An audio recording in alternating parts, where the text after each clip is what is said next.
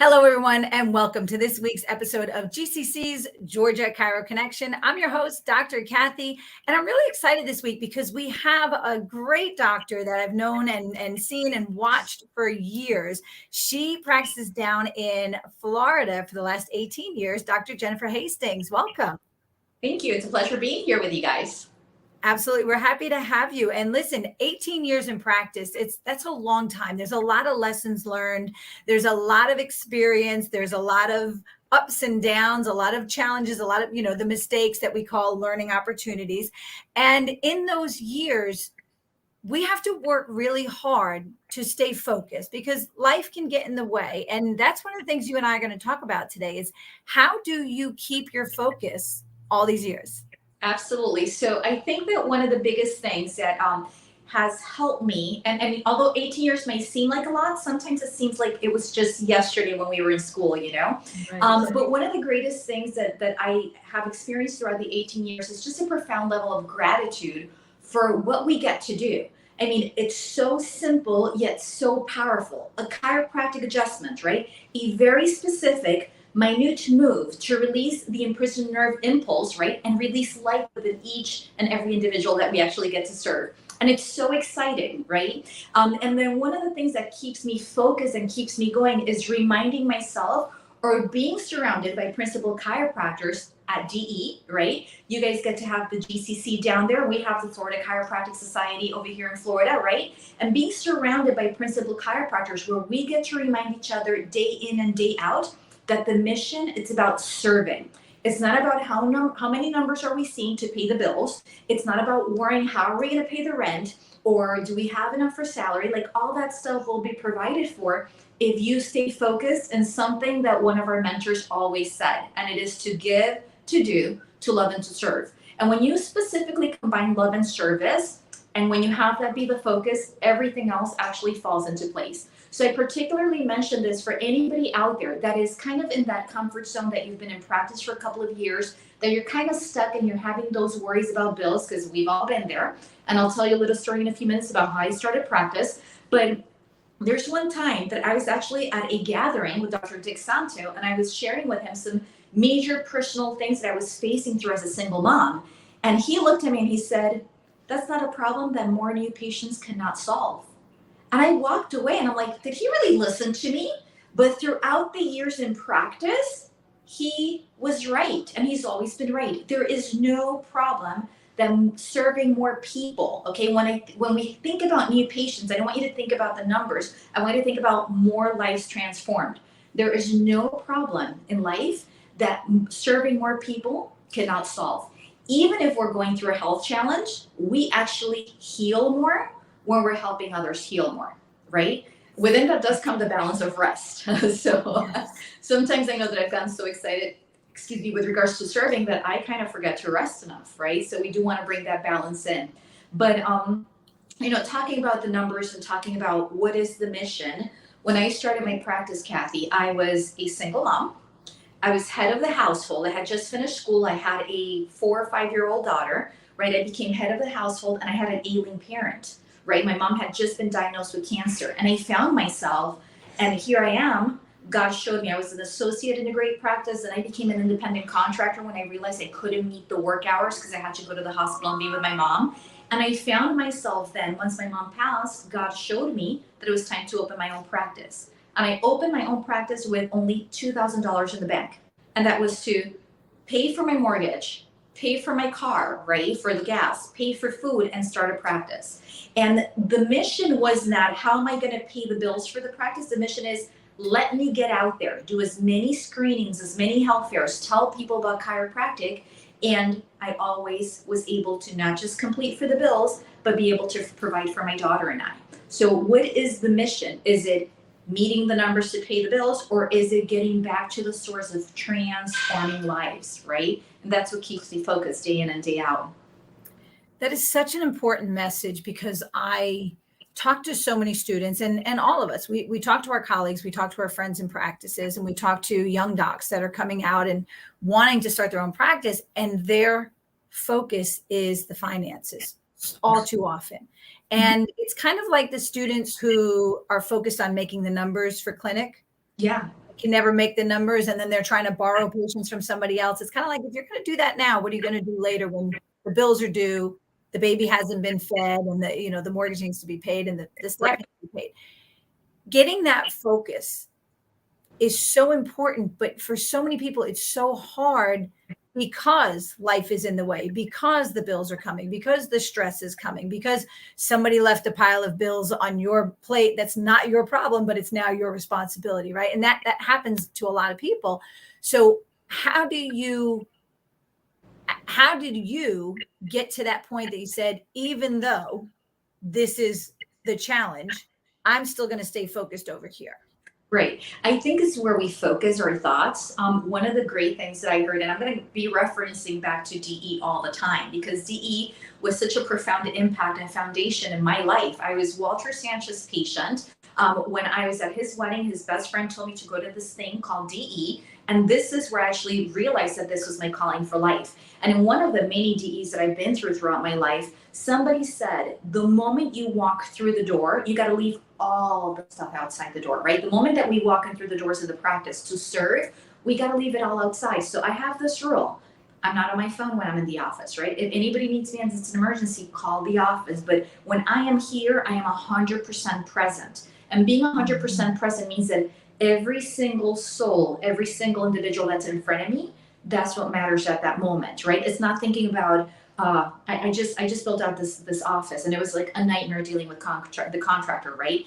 And so when I was adjusting and I was having all this drama with contractor and build out, I had to like shove that aside and just bring myself to being present and being excited for that adjustment. And I think it's that also, it's the excitement for that each and every adjustment. It's not just pushing a bone to hear a pop, right? It's actually knowing that the moment I do that motion, I release life energy. And it's so funny because some patients laugh at me because sometimes I'm like, yes, awesome, that was great, yes. And it's like I'm living through yeses all throughout the day. That keeps me in the present. So when you are loving and serving, making sure that you're present to every adjustment, not thinking about the contractor, not thinking about the bills, not thinking about the personal family issues, because we all have them, right? Not thinking about that, but being present and really realizing that within that force and that millisecond that we provide that adjustment, the universe transforms within that person, So being present is actually one of the biggest focuses that I have, and leaving everything outside of the door when I come in here. And it's not that it's always easy. Like I said, the build out for me was super hard. Dealing with the drama of the contractor, super hard. Dealing with the bills that he had not paid the subcontractor. So not only did I pay him, but I had to pay again because he wasn't paying the people that he was supposed to pay, right? But I had to put that aside and be present for each individual. And guess what? I went from starting a practice with only $2,000 in the bank to doing a full build out of over $130,000, paying it check after check, not having to get a business loan. So this is about 18 years later that I built out this amazing facility, and it went from $2,000 when I first started to building out a facility for over 130,000, being able to pay it out once, not even having to get a business loan, right? But how did that happen? It wasn't me. It wasn't ego. It was my focus on loving and serving and transforming the lives of every individual that walks through the door. So big difference. And then abundance comes when it comes to service. There's something to be said for focusing on just one patient. Right? A lot of people want to talk numbers, and I'm glad that you said it's not about that, because a lot of docs want to talk numbers, or they've been to seminars where everybody's pounding on their chest talking about how many they see. And sometimes you have to just get so focused that all you see is one, just that one person under your hands, and to stay that focused. I remember years ago at DE, Dr. Joe Curso was talking about when he just kind of loses his focus, he goes in the back and he just washes his hands. Yes. And he just sits there and feels the water just rolling over his hands. And he would just stay there until he was so present in the moment, he can go back out and serve. I can tell you that I have done that, not many times, but probably a dozen or 24 times over my years. And it just stuck in my head that if you're really not present, you're not doing a service. You need to go take yourself out of the situation and do something to get right here, right now. 100%. Absolutely. Absolutely. Another thing, I know that we are kind of short on time, and I want to make sure that I share some key points with everybody here. Two different breakthroughs, right, that happened for me in practice. One of them was being myself. When we go to seminars, a lot of times, like you said, we go to seminars and people are talking about numbers, right? And maybe 300 a week is for one person, and for another person's 500 a week, and for another person's 200 a week, right? And you just have to find out who are you, right? And where can you serve at best, but also where can you see more by increasing, whether it's staff, whether it's an associate doctor, right? Whether it's another CA, but you need to find out who are you? Who are you authentically in your communication? Who are you authentically in your way of how you serve? For example, 3 years ago, I decided to be comfortable, and I actually decided to wear yoga clothes because I didn't want to iron in the morning, think about what I'm going to wear. So I bought a whole bunch of yoga pants, a whole bunch of tank tops, right? And I don't have to iron in the morning, and I don't have to think about what I'm wearing. And that just became more authentically me. Before, I loved wearing semi-business outfits, right? With the no sleeves, because we get really hot adjusting. Right. But that freed up so much time and less worry. And that's just me authentically. And initially, I was concerned about what are the patients going to think? I look so unprofessional, right? But it ended up that within that, I became more comfortable adjusting and better self-express. So who are you in the numbers? Who are you in how you're speaking and communicating? Do not try to be somebody else when you're learning, being mentored or training, right? Learning from other people. Be who you are authentically, because what helps you build the practice is when people actually get your heart, when people see your heart and where you want them to be. Then the other thing I actually wanted to share is how I built my practice. How did I go from having $2,000 in the bank, sometimes having a hard time not paying my mortgage because I had to pay for the office, but little by little building the practice 18 years ago, without Facebook ads, because we didn't have Facebook ads like 18 years ago. I still don't use them, right? But how did we build a practice? Speaking, getting out there, get out of your comfort zone. Okay, when I build my practice, and this is for the new doctors out there that you might just want to sit at the office and have people show up. You have a mission, and pharmaceutical companies spend billions of dollars advertising their mission, right? And I'll call it brainwashing, right? And truth of the matter is, what do we have to get out there to millions of people? Our mouth, our presence, right? And so I have learned to do health fairs as much as I can. Now I have learned that instead of doing a health fair and spending there all day, I could actually do a workshop for 1 hour. It's going to take 2 hours of my time, but I'm the authority in healthcare, and I could speak to 30, 50, or 100 people and then tell them to come to the office. So there's a better leverage on that, but you've got to learn how to speak. You've got to learn how to build your confidence. And anytime God, the universe, or innate tells you to speak, you speak. Many years ago, when I was a CA, before I went to chiropractic school, I was asked to speak in front of a chiropractic meeting that we have down here monthly called Saturday Night Live. And I was super introverted. And I said, oh no, I can't. And Paula Hedgelund came to me right in my face and said, when innate tells you to speak, you speak.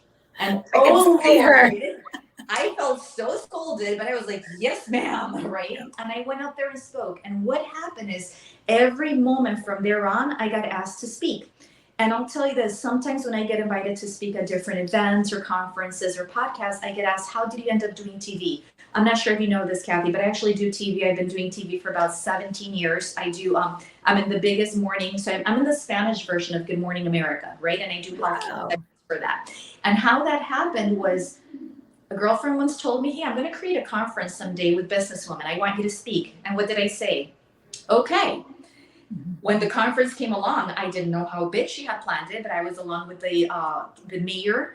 I was along with the head ER doctor for the biggest hospital here. And I was one of the headliners for the congresswoman. And I said, okay, mind you, this was 16 years ago. I didn't have as much experience speaking. Out of that, somebody that watched me got invited to do a TV segment. And she called me and said, I don't speak Spanish, but I know you do. Will you do this segment for me? And I said, yes. Because Paula said, whenever the universe presents the opportunity to speak, you speak. And then I said, yes. And I said, what's the segment about? And she said, food addiction. I know nothing about food addiction, but I said, yes.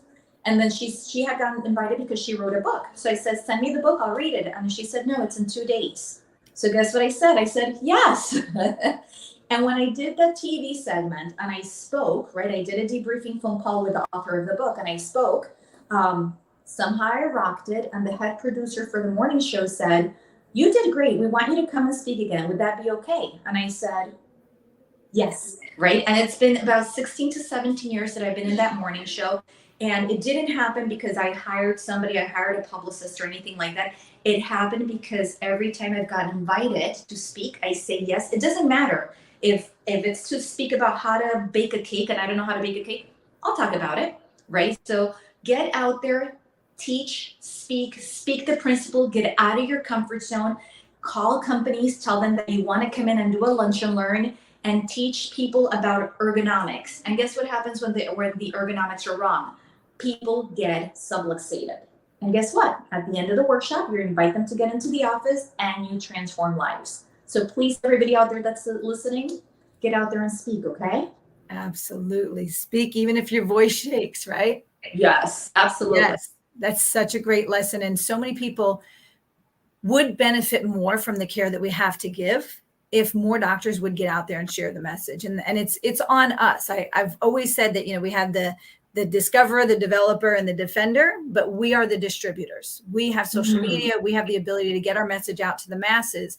If we can get the right message out consistently to our communities, we will change and we will truly be able to realize the big idea.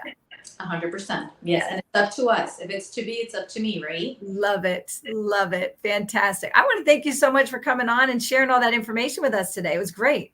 It's a pleasure. It's an honor. Thank you for having me. Thank you so much. And since you mentioned DE, I don't know if we have the dates ready to go up on our screen, but we do have DE coming up in Atlanta in August. I know the dates will come up in just a minute. We've got lots of dates to remind you about because GCC is about to kick off all of our summer CE events. And you know that means we will have your full continuing ed credits available for you every one of these weekends. We've got DE July 27th through the 30th, not August. I apologize for that.